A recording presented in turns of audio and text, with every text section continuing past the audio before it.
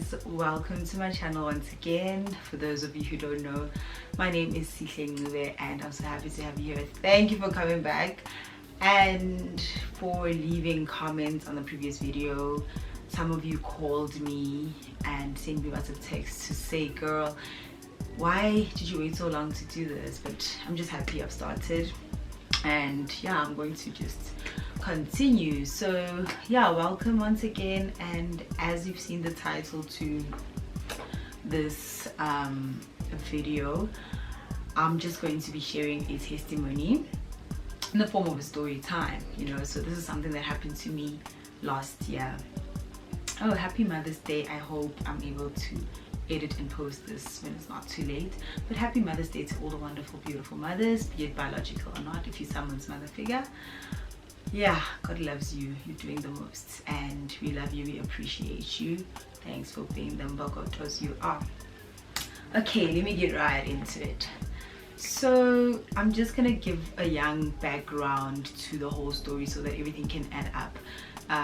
So back in 2020, most may know that I lost my father, and it was just a very sad time for me. Even before his passing, things were a bit shaky at home and I wasn't in a good space mentally and emotionally, right?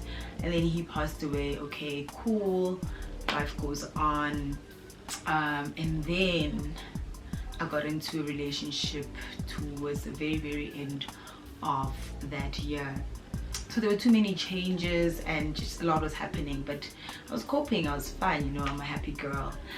Now let's get into 2021. Okay, deep within Marato's new relationship, things are still a bit shaky at home, but I'm grand. Everything at work is okay. And then I get stressed. So when I get stressed, I get these migraine situations, and for the longest time I ignore it, you know. I remember my dad used to have a few remedies which he shared with me. Sometimes I'd use them, sometimes I wouldn't, because whatever, you know. So, and then as time went on, I started losing weight. I remember my younger sister kept on saying, Sihle, you're so skinny. She'd say, you know, there's a difference between you've lost weight and you skinny. Like, she's just like, you skinny. And then my mentor also used to say to me, what's the word? Uwotile, you know? Not almost uwotile. And I'm like, okay, I see the weight loss, but okay. So my partner introduced me to gym. So I joined this club called Fizztone, Lambo Hall. I started joining them, going every now and then, not every day. And a lot of people, because I would post a picture or two in my gym wear, then people would think that I'm losing weight because I've started gym and I've started walking and running, all of that. I guess that was probably part of it, but not the whole reason why I'm losing weight, right? And then all of a sudden I used to get extremely thirsty. A thirst that could not get quenched. Like, I would have literally a liter of water at one go and I'd still feel dry, and my lips were always dry. I'd wake up in the middle of the night just to have a glass of water because I'm thirsty in my sleep. And then gradually I had this problem of frequent urination, and I'm like, maybe it's a UTI, I don't know. A lot of ladies have probably experienced this thing. You go to the bathroom feeling pressed like nobody's business, and when you get there, 2 drops and that's it. So that happened to me. So a lot of things were just happening to my body until towards the end of April, my partner was like, you need to see the doctor, like it's not cute, you know. And I'd just put it off and I'd be like, whatever, you know. And then came this one day where I was just, it was a fairly warm day, but I was feeling cold, and I thought, you know, as black people, we like diagnosing ourselves. Let me just go to the pharmacy and get medication for that. I went to the pharmacy, a local Clicks, and described my symptoms, and that guy gave me medication for whatever. And then I came back home, took the medication, and the next day I woke up feeling worse. And unfortunately, it was my brother's birthday. It was the 2nd of May, and we had a family brunch organized by him and everything, so we had to drive there. People are dressed so nice. Here I am, cold hot water bottle, and no one is paying attention to the sick child. Like, I feel like at that point my family just thought I'm being dramatic. Meanwhile, like, ziyakhala. Okay, fast forward, we get there and my brother can see that I'm not myself, because usually when we have family things he will be like, you are my camera lady. And on that day I was just dragging my feet, and it's like, dude, keep it there, like, be happy. And I'm just like, I'm trying, I'm really not well. And I think for the longest time it went over their heads, like nobody was paying attention to the fact that I'm not well. Yes, everyone acknowledges that I've lost weight, and my uncle actually said to me, do you realize that your excessive weight loss is not natural? There is something deeper, there's something more. And I'm like, probably, you know. Okay, and then the birthday thing happened. I couldn't eat, I couldn't stomach anything. I just had a plate of food in front of me. I looked skinny, my face caved in, I was gaunt, nothing was cute. And then later that day we came back home and I slept, but I just figured the next day I'm gonna go to the doctor.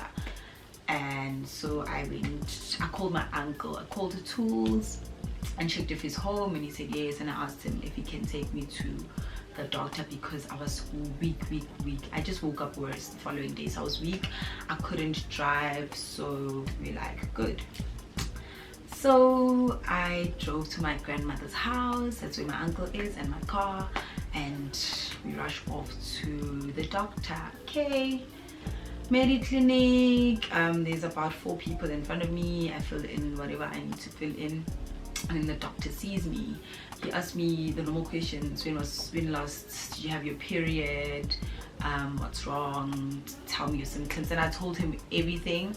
And then he asked me, apart from your physical symptoms and everything you're feeling in your body, what's going on mentally and psychologically? I was like, yo, I was never ready, my guy, a lot. And he's like, that has a huge part of what's going on with your body. So he took my blood pressure, he took my blood sugar, but when he took my blood sugar he froze. So for people who've done this before, these tiny machines, okay, first they prick you, they put it on that little strip, and a lot of machines, I don't know what number they end at for your blood sugar level, but it gets to a point where it just says high. I don't know if it's high or if it's HI, but then that's what was displayed. And he was shocked, and he's like, okay, let's just do it again. Pricked me again, took some blood, same result. And he's like, your blood sugar is high. Like, Miguel, no, this is not cute. You need to take your urine sample and some blood samples to test them, and then come back tomorrow for the results. But for now we need to put you on a drip immediately. Hyper drip, honey. The only drip I know is my sexy pair of shoes. So what do you mean?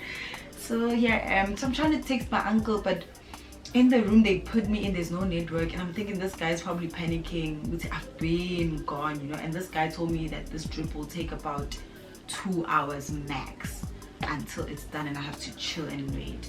I can't get through to him, and I was trying to text him to say, dude, live your life, I'll call you when I'm done, because there's no point in someone waiting for you in the parking lot for over 3 hours. Anyway, I think at that point he called my mom or something, but I passed out. When I wake up, I don't know how long it's been, I wake up to my mom's face. I'm like, hi honey, what you doing here? She looked worried, she looked stressed, she looked very confused, and that time came my blurry vision. And she's like, Miguel, baring. And I told her they took my blood, whatever, but the doctor, I think the doctor spoke to her, and she's like, okay, cool. We waited for the drip to finish the pots, and then they gave me a prescription. They said I must come back for the results tomorrow or whatever. Sharp. I'm weak. Like, someone needs to hold me for me to walk to the car. I just can't carry my own body. I'm just weak.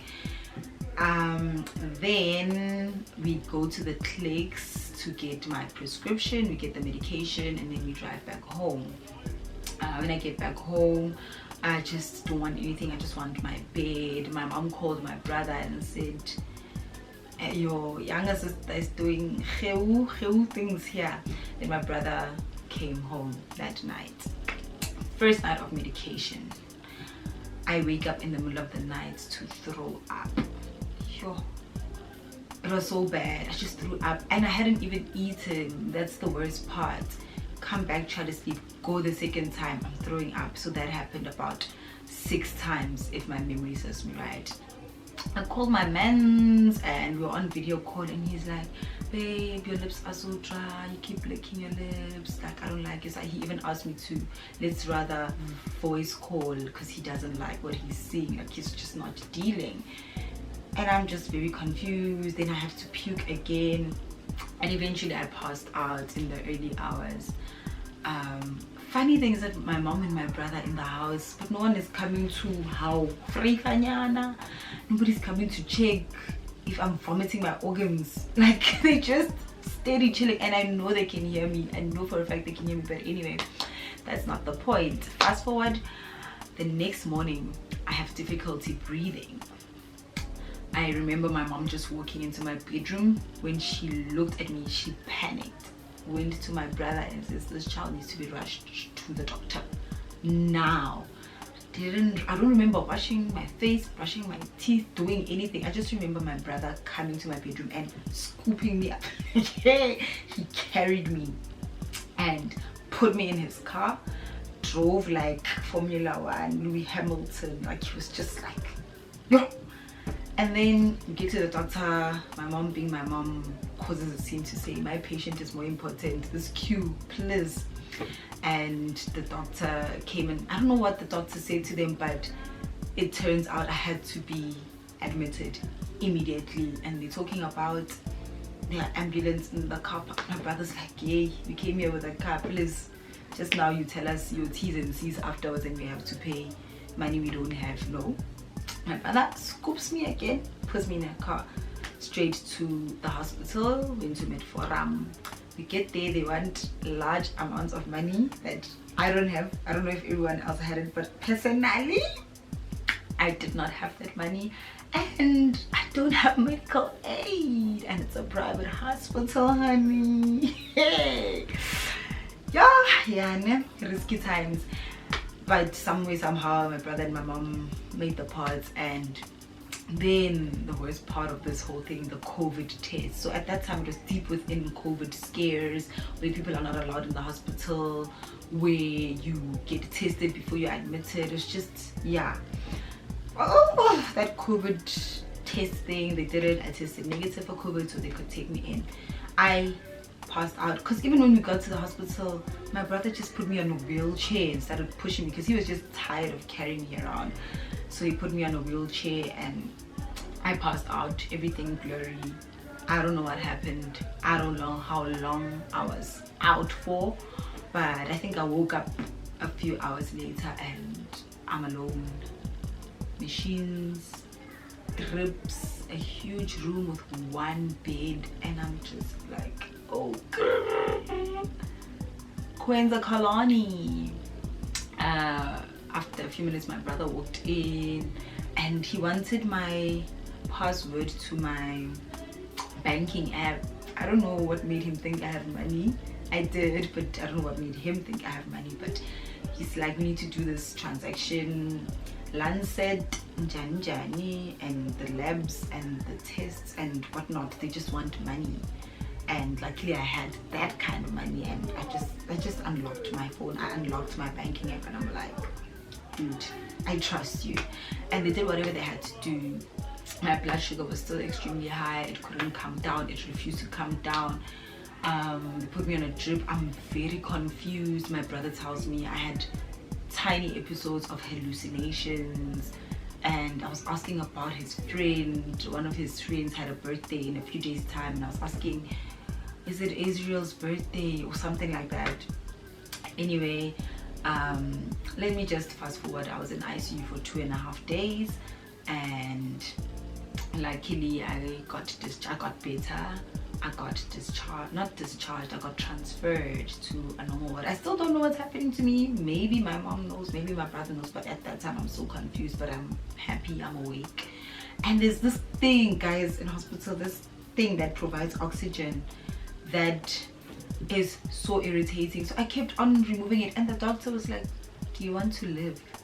And I'm like, yes, but keep it in. And it's so annoying. Getting a normal ward now, there's this child in front of me, the bed in front of me, and she's crying on the phone, and she's like, I'm too young for this, mom, I'm too young for this, mom, help, whatever. And I'm like, what's going on with this child? I lie down, I sleep. That's all I did when I was in hospital. I could barely eat. I just slept, woke up, slept. I couldn't even pray. That's just the scary part. My brother let my pastor know what's happening, and they told a few people to start praying and everything. At that time, some of my friends are in contact with my man on we're trying to talk to her mom. She's not giving us anything. It's been 2 days, we don't know what's going on. Her mom says she'll tell us when there's something to say. So at that time, shame, I gave my friends a scare, and my partner, of course, like they just thought Miguel is a gone girl, like gone. But anyway, then this nurse comes, pricks me, takes my blood sugar. Jiggy, there's this injection, my sure. Like in that 2 days I was in the normal ward, I've been injected more than 20 times. Blood, if they're not pricking me for blood, this lady doesn't tell me what she's doing to me, but she's injecting. Okay, fast forward, my uncle comes to see me. Oh, hi, thanks, he brought me flowers, whatever. And then now it's the day for me to get discharged. Nobody has explained to me what's happening to me, no diagnosis, nothing, and I'm better and I'm ready to go home and I have a prescription. They give me a kit, this kit, and it's like, you can read the instructions or whatever, but you're ready to go home, you're happy with your progress and whatever. Then I get home, guys, and they tell me, Hori, my mom and brother are sitting down with me and tell me, your lifestyle needs to change. Indeed, I opened this medication thing, guys, insulin injections. This can only mean one thing: insulin injection. Now you diabetes, my friend. So I was diagnosed with type 2 diabetes. So this is just a little bit of information. The main difference between type 1 and type 2 diabetes is that when someone has type 1 diabetes, their pancreas does not produce insulin at all, and insulin is responsible for regulating blood sugar. But type 2, your body does, but it's either it produces small amounts or normal amounts but doesn't use it right. So that's what I have. And the first time I had to use that injection, my brother and I were watching YouTube to learn. Guys, this is so unfair. I'm like, why didn't the nurse tell me? Why didn't the nurse show me? Like, why am I finding out everything when I'm home and I have to do things myself? Like, and that time I'm still weak. Like, yo, guys, take. But anyway, then injected the first time. It was painful, but whatever. And yeah, it's sad to learn that now I have to live on these injections 2 times a day in the morning. I know I'm not crying, my eyes itch. 2 times a day, once in the morning and once in the evening, but then the next step was to see a dietitian so that I can change my diet and my lifestyle. And my mom has really been a great support, because the whole household changed regarding our groceries and what we eat. She ate what I ate. She would just get mad when someone would open like a chocolate bar in front of me or something I can't have, because like being insensitive. But that wasn't even the case. Went to see a dietitian. She gave me, I hated the diet, but I had to do what I gotta do. Like I was off juice. I was drinking water only. Water. My mom, guys, in the first week before I saw that dietitian, my mom just gave me water. I was so tired of water, like water, because she was also scared that I don't know what to feed her, and we're trying to get her to feel better, you know. So she just gave me water and veggies the whole time, like, yo. Then I was happy when I went to the dietitian, and the dietitian's like, no, it doesn't have to be that extreme. You can have juice just diluted with some water. You can have this, but have it in moderation. You can do this. So then I had a whole eating plan. And yeah, fast forward, so that's what happened. And then 2 months after 2 checkups and whatever, I went to the doctor again, and he was happy to tell me that I'm doing so great and I'm recovering, and I'm starting to gain my weight back, and I am officially off the injection. Yo guys, the way I cried. I used to tell my sisters that that injection really depressed me. Like, every time I had to inject myself, it was so painful. I used to dread the process, but you need it in order to live, so you can't run away from it, you know. I used to hate it a lot. I used to really hate. Sometimes I would cry just before injecting, because I'm like, but why is this my life? Why me? Also, I know nobody deserves it, but guys, I remember actually telling my older sister everything, and she's like, dude, I drink, I mess around, I deserve this. You're such an angel, you don't deserve this. I'm like, thank you, ma'am, but God has his own plans.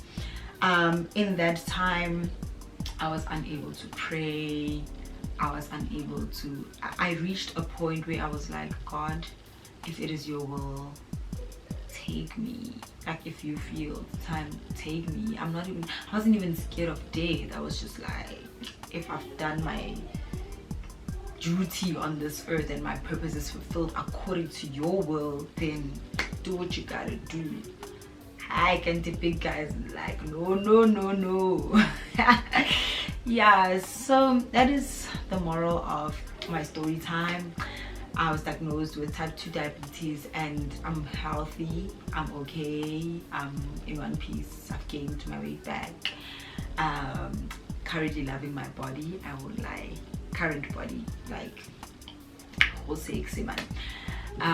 But I'm just doing this to just say that sometimes God puts us through the most. Sure.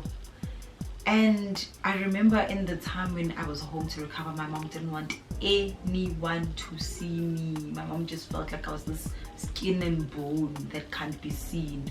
So my friends couldn't visit, no one could see me. My mom just, you could come and stop at the gate and she'd be like, what do you want?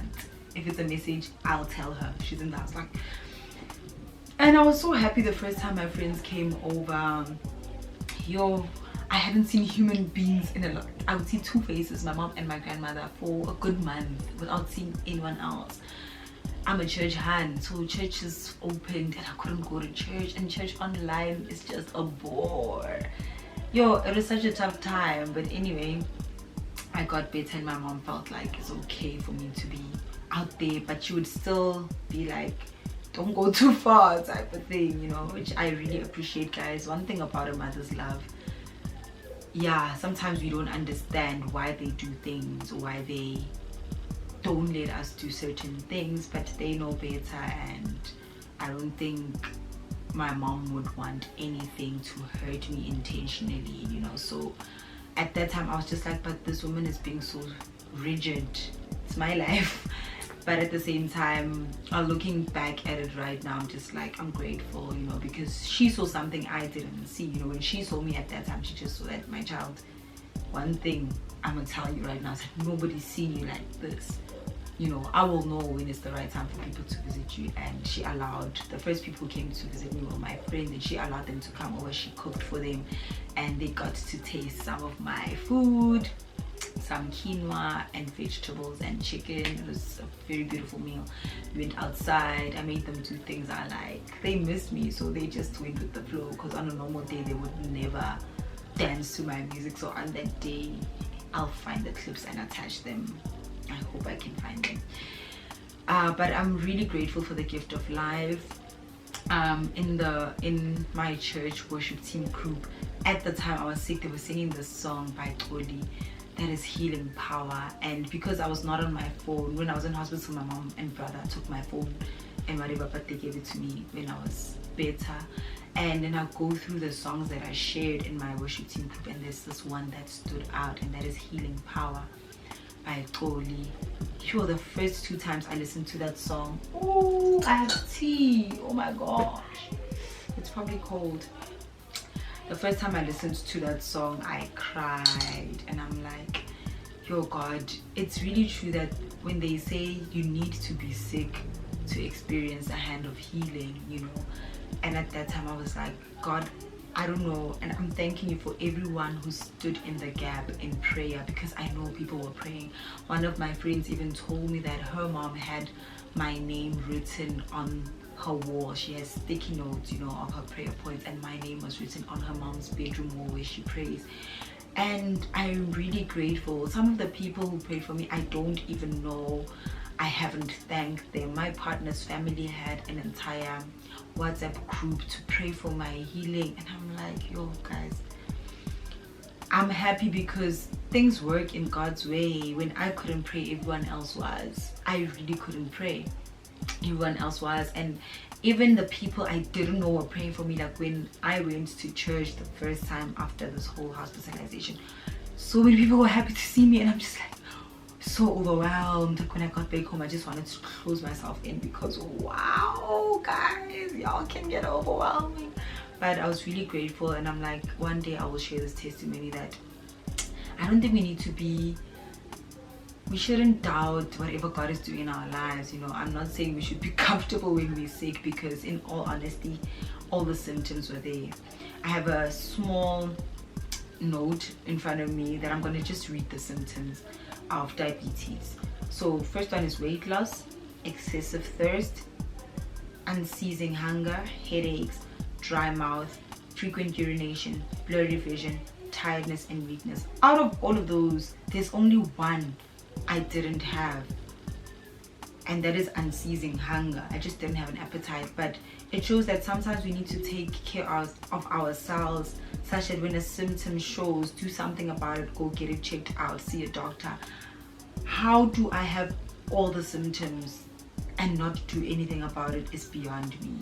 Also, I've been the healthiest person I know. Like my mom can testify, I don't do doctors. Like I'm just a healthy child. So for me, I hesitated, I procrastinated. I was just like, I'll be alright, you know. But looking at all these symptoms, they all meant one thing, and I'm just like, yo. But I only saw this afterwards, and I'm like, but I really had the symptoms, hey, and I overlooked them. So yeah, this is just a testimony, even to those who have this chronic illness. It's not the end of the world. Live right, eat right, exercise, drink water, don't fall back on your medication, and also trust God. If you are a believer, you will know that He has plans to prosper you, you know. And if you love the Lord, His word says that all things work together for the good of those who love the Lord. And I'm standing on that right now to say, Lord, you know I love you, you know I serve you, so I'm gonna hold you to your word, because I believe your word is yes and amen. So in your word you said all things work together for me, a person who loves you. So even in this situation, come through for me. And He did. He really did. And I'm so grateful, and I'm happy that I'm healthy. I'm happy that I can share this also for awareness. You know, a lot of people are living with things that people around them don't know how to treat or how to remedy. So my friends, few of my friends know, in my family know what's happening with me, what I need to do. They'll even tell me, do you have my sweetinyana in your bag in case you feel like you are low blood, you know. People also do their research to know how to treat you and to be there for you generally. So yeah guys, I'm really grateful for the gift of life. This is nothing I take for granted, and I just believe that my purpose on this earth is not yet fulfilled, and until that happens, I'm not going anywhere. So that is my testimony, and that is my story time. I hope I was not mumbling for too long, but I just felt I need to share this. It's not a cute story. It's a little bit sensitive, but it is what it is. So yeah, thank you guys for watching. If you're still watching at this moment, it means yeah, you were within. And once again, please leave comments to say what else you'd like to see. I know this was not anything that was mentioned, but I'm still taking suggestions as to what you guys would like to see on this channel. Yeah, thank you guys for watching, and goodbye from me and my tea and my bestie. Like, this is my favorite thing in this universe. Like, yeah, goodbye from Teddy and I. Thank you for watching. Goodbye.